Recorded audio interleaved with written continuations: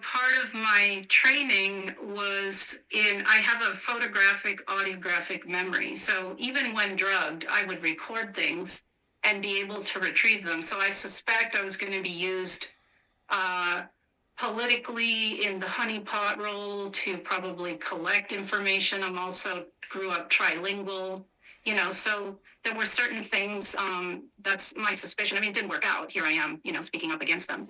But I believe they take one's innate abilities and enhance them, but they can, through what we call trauma-based mind control, they have discovered that if you heavily traumatize an individual, they will fracture. They will have, like, when you go into shock, it's like a blank slate. So they can program this alter to do anything they want. They can create super soldiers, they can create psychic assassins, they can create anything they want.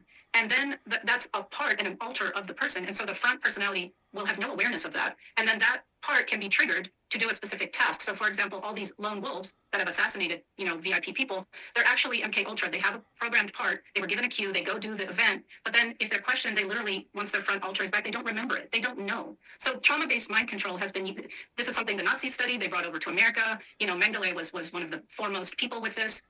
And they've added, so SRA was, like, let's say, the first form of mind control. Then psychiatry and the military kind of got involved, and they have slowly perfected it, and they have studied what it does to people like myself and other people I know who are survivors. But they do this to the collective too. So collectively, these people, they have a chessboard of the globe, and they create all the wars. They fund both sides. It's for an agenda. So war, for example, is a collective trauma.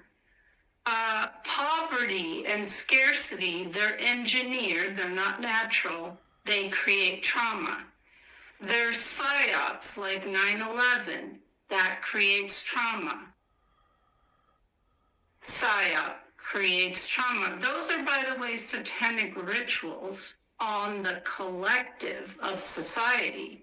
So they have done this to the collective, fragmented us. Then they know very much how important attachment is. So it's the hospital births, it's both parents now having to go to work, so the child goes into care of the state at earlier and earlier ages.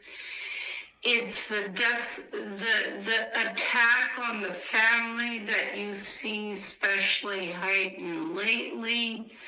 So all of this is deliberate, and then what we see the result is a lot of very, very mind-controlled people out there obeying authority, which is itself a program and a myth, and doing things that actually harm themselves, like taking an injection, that's not only unsafe, but unnecessary. So they have collectively traumatized humanity as a whole because this is the most effective way to mind control people.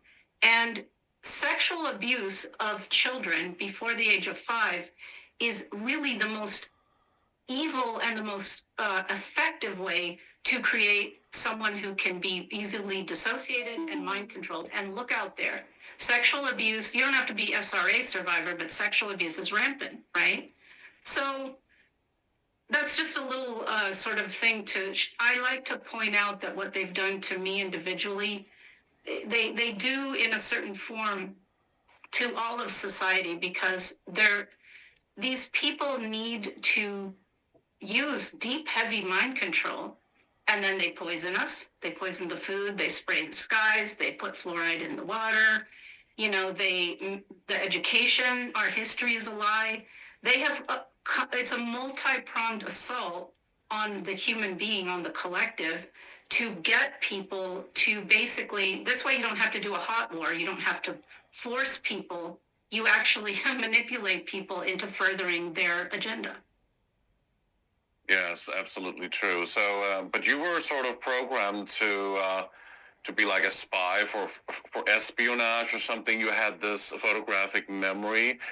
Does that mean that if you looked at a book for a few seconds or a few moments, then you already knew what was on the page and you could remember it?